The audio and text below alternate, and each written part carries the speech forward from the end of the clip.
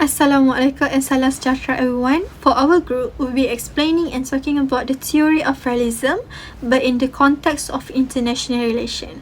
So my name is Nur Ali Hidayah and I'll be giving a brief introduction first and also be explaining more later on about the founding father of this theory. We'll be explaining about the theory of realism in this whole video.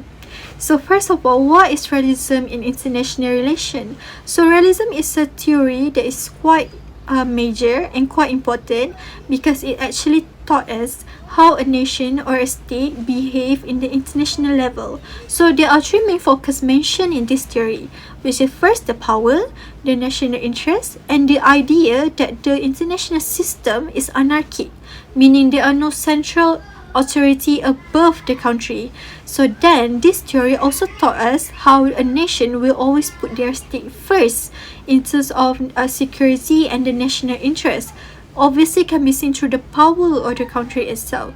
So then why does it matter for us to know? So by understanding and learning more about this theory, we can actually gain more knowledge on why the country acts such. For example, like why the war occur, or maybe understanding about the war more, or maybe we can understand more about the forming or breaking the alliance, and or we can understand more about the decision of powerful state through the idea of realism itself. So on to the next part, I'll be explaining more about the background, which is the founding father of the theory itself. So now back to the next part, which is currently the explanation for the founder theory of realism. He's not exactly the founder, but he was mentioned as father of realism, which is Hans J. Morgenthau. He's a well-known figure and often called the father of realism. So his most famous work is Politics Among Nations, which is published in the 1948. So this book of his is considered a foundational text in terms of the study of realism. So some of his key ideas. First, Morgenthau believed that international politics is governed by law that come from human nature, especially the desire for power. Second, he introduced the idea that national interest should always be defined in terms of power. Third, he argued that moral principles such as justice or fairness can always be applied to how a state acts, because he mentioned that a state must prioritize survival, not emotion or ethics in terms of governing a state or coming up to a decision in any sort of international level. So finally, he mentioned that national interests and survival are always the top priority of any country. So from what we can see that were mentioned by Hans J. Morgenthau, he's basically told in his book and basically told in any of his article that realism should give a realistic and sometimes harsh view of global politics because it shows us the reality of things, and emotion or any sort of ethics should not be first, because he believed that in terms of the state should be put first, not in terms of sympathy or ethical or anything. So in the end, he basically conclude that any state should first act in their own national interest, and power shall be used as a main tool of anything.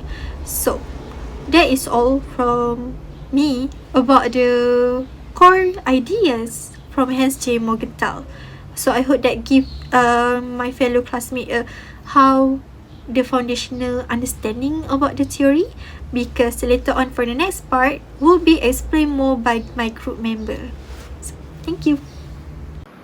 So hello everyone, my name is Muhammad Khairil Kuaibul Zulkifli. So I will be continuing explaining about the definition and also the key concept of realism. So what is actually realism? So realism or political realism is a school of thought that explains international relations in terms of power. So the exercise of power by states toward each other is sometimes called real politics or just power politics. So realism has been easily the most influential theory of international relations. So basically most diplomats, politicians and professors have implicitly or explicitly believe that realism provides the best account of how international relations work. So moving on to the next part, which is the key concept of realism. So there are 5 key concepts of realism that I have been choose. So for the first key concept is state-centrism. So what is actually state-centrism? So state-centrism is the states are the main actors, while the other entities, for example, international government organization (IGO), are less influential. So for example, during wars, states, not NGOs or corporations, control the outcome. So there are relevant scholars, which is Hans Morgenthau in the book of Politics Among Nations 1948 explains about the state centrism. So for the second key concept of realism is anarchy. So what is actually anarchy? So anarchy is no central authority governs the international system where the states act in a self-help environment. So for example, the United Nations cannot enforce law like a state that can enforce a domestic law. So there are relevant scholars, which is Kenneth Walls, that in the book of Theory of International Politics 1979 explain about the anarchy.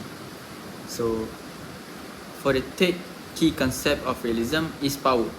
So power is especially military is the key to survival and influence. So for example, the United States of America maintains the global dominance through military strength. So there are relevant scholars, which is John Mearsheimer in the book of The Tragedy of Great Power Politics 2001 explain about the power.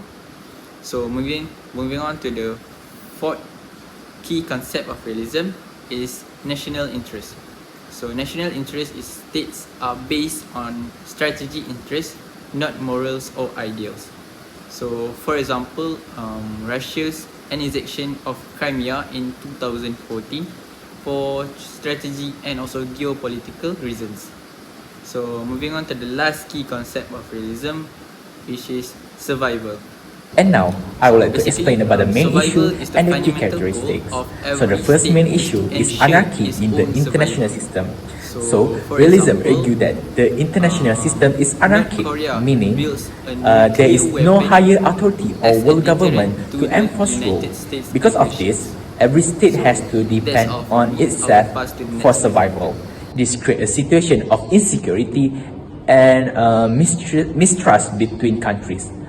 For example, when Russia invaded Ukraine in 2022, no international organization like the United Nations could directly stop it. This shows how states must deal with treat themselves without relying on the global authority. According to Kenneth Walls, a leading structural realist, anarchy leads to a self-help system where states must rely on their own capabilities. For the second main issue is power struggles and their security dilemma. Since there is no guarantee that other states will behave peacefully, countries constantly seek to build power, especially on the military power, because they want to protect themselves. But when one state becomes stronger, others feel threatened.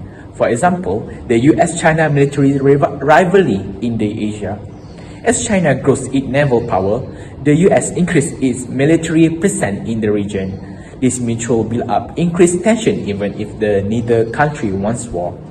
According to the Hans Morgenthau work in a political among nations, international politics is struggle for power. For the last main issue is national interest over ideals. Realism believes that the state act not based on morality, friendship, or global peace, but based on what benefit that national interests such as survival, territory, or economic power. The example that I can explain is that despite promoting democracy, US has supported the authoritarian regimes like Saudi Arabia because of strategic interests like oil or the regional stability. So according to Morgenthau, that politics must be judged by the political standard. So the first characteristic is state-centrism. In realism, the state is the most important actor in international politics. Others like NGO and international organizations are seen as a secondary. The state acts as a unitary and rational actor for making decisions based on strategic goals. According to Baylis, Smith and Owens in the Globalization of World Politics, the state is seen as the central actor responsible for the maintaining security. For example, in climate change negotiation, it's the state like the US, China, and India that dominate decision, not the United Nations or Greenpeace. So the second characteristic is rational self-interest. Realist theory assumes that the state act rationally, meaning they carefully calculate the risks and benefits to make decisions that serve their own interests.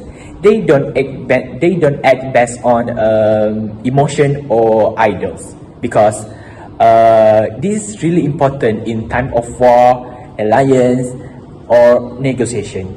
For example, we can see during the COVID-19 pandemic, many countries prioritize vaccine hoarding for their own population even before helping others. This shows that rational behavior focused on national survival. For the last characteristic is focus on military and hard power. Realism emphasizes hard power, especially military force, as the key tool for state to achieve security and influence. Economic and diplomatic tools matter, but military strength is considered essential. That's why even peaceful countries are invest in defense budget, because in realist world, power ensures survival. For the example, as we can see, the North Korea country, despite being economically weak, they focus heavily on the developing nuclear weapons to protect itself and gain bargaining power internationally.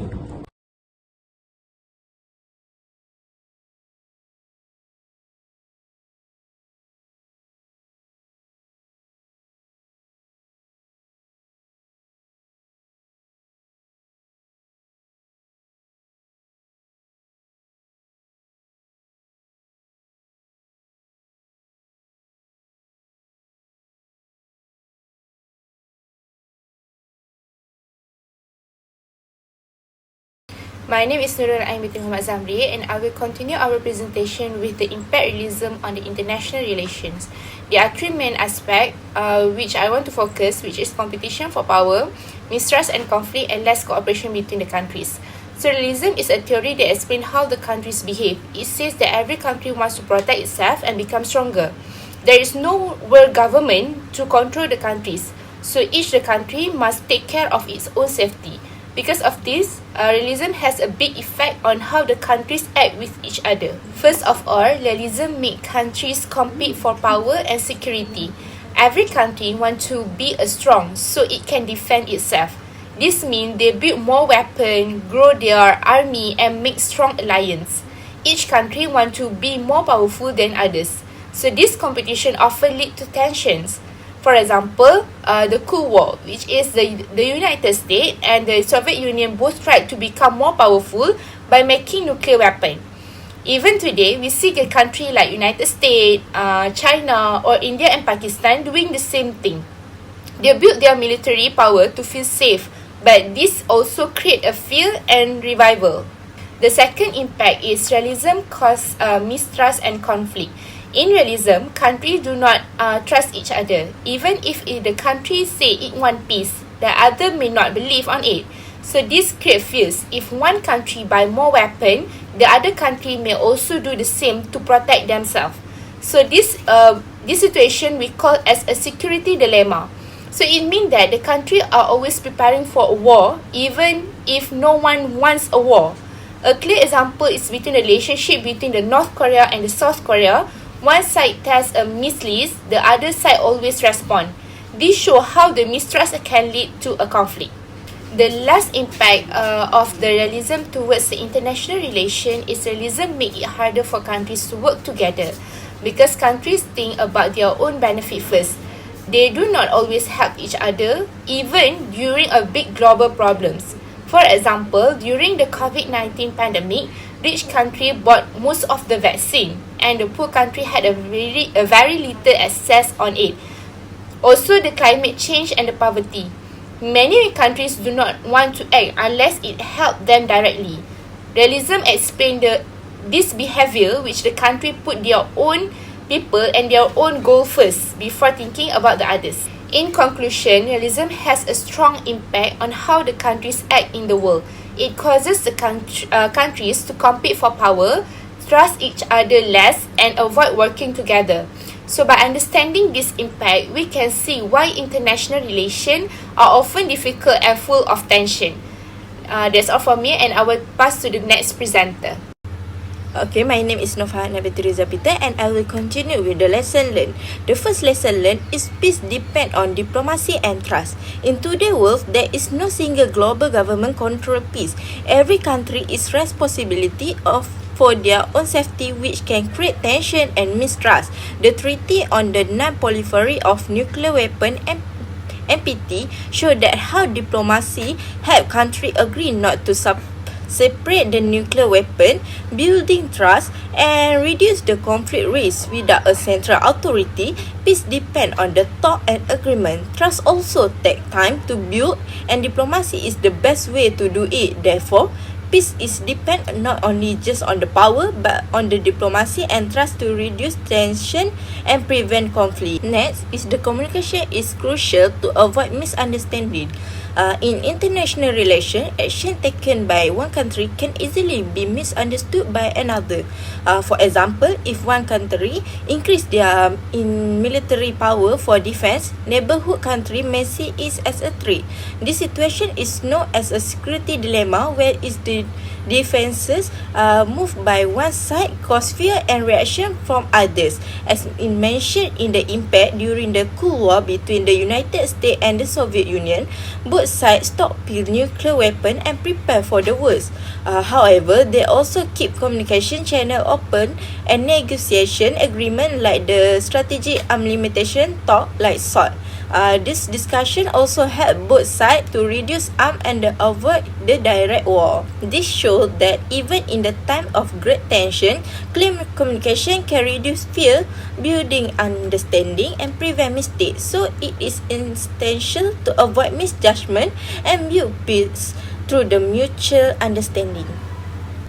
Lastly, it was a global cooperation required overcoming self-interest. Most of the country focus on protecting their own interests, their economy, national security, and political power. However, certain problems like climate change, pandemic, poverty, and cyber threat also affect everyone and the cross-national or border. No matter how powerful they are, but there is still no single country that can solve them alone. We can take the Paris Agreement for example, like all countries in all the world agree to reduce carbon emission and take action against the climate change. And this also requires nations to make a sacrifice like changing economic policy and investing in a clean energy, even if it is not easy or popular domestically, but they did it because the threat is global and shared. In conclusion, global challenge require a global solution. Countries also must look beyond their own short-term interests and work together for a good of humanity. So that's all from me. I will pass to the next presenter. My name is Irdina binti Ilyas. Now, let's look at the advantages and disadvantages of realism. The first advantage of realism is that it gives us a realistic and practical way to understand international politics. Realism doesn't rely on hope or ideal ideas. Instead, it focuses on what actually happens in the world, like competition, fear, and the struggle for power. That's why it is so useful when studying events like the Cold War, where two powerful states like the United States and the Soviet Union acted mainly to protect their own interests and security. The same can be said about current issues like Russia and Ukraine war, where power, fear, and survival are clearly seen in their actions. Another strength is that realism helps countries make strategic decisions. It teaches that national interest should always come first. This means that leaders can focus on what is best for their country's safety and independence. For example, by building up military power, a state can better protect itself in a dangerous world. But realism also has important weaknesses. One of the biggest problems is that it often believes that conflict and war are natural. It assumes that peace is hard to achieve because every country only cares about itself. This way of thinking can discourage cooperation and make it harder for countries to work together on global problems like climate change and pandemic or nuclear weapons. So another serious issue is that realism can ignore morality. If everything is based on power and national interest, then even harmful can be seen as necessary. This kind of thinking can justify war, violence, and mistrust, which makes international relations more dangerous. So, while realism helps us understand why states behave the way they do, it also shows the risk of putting power above all else. It reminds us that focusing too much on self-interest can lead to fear, conflict, and missed chances for peace. So to end our presentation, realism is one of the most important theories in international relations. It explains how countries act in a world where there is no global government and where every state must protect itself to survive. Hans Morgenthau, the father of modern realism, believed that the states do not follow moral values the same way individuals do. Instead, they focus on power and national interest. This is often called power politics or realpolitik. Realism is based on several key ideas. It says that states are the most important actors. The world is anarchic, survival is the top goal, and the power is the main tool to stay safe. These ideas help us to understand war, alliances, and why countries often fear of each other. But realism also teaches important lessons. Even though the world is full of fear and competition, the peace still depends on diplomacy, trust, and communication. We see this in real examples like the Nuclear Proliferation Treaty and the Paris Agreement. Realism does not promise peace, it shows us the truth about how the world works, but by understanding it, we can make better and smarter decisions to deal with global problems. In the end, realism reminds us that the power is always part of politics, and how we use that power is what really matters. So that's all from us. Thank you.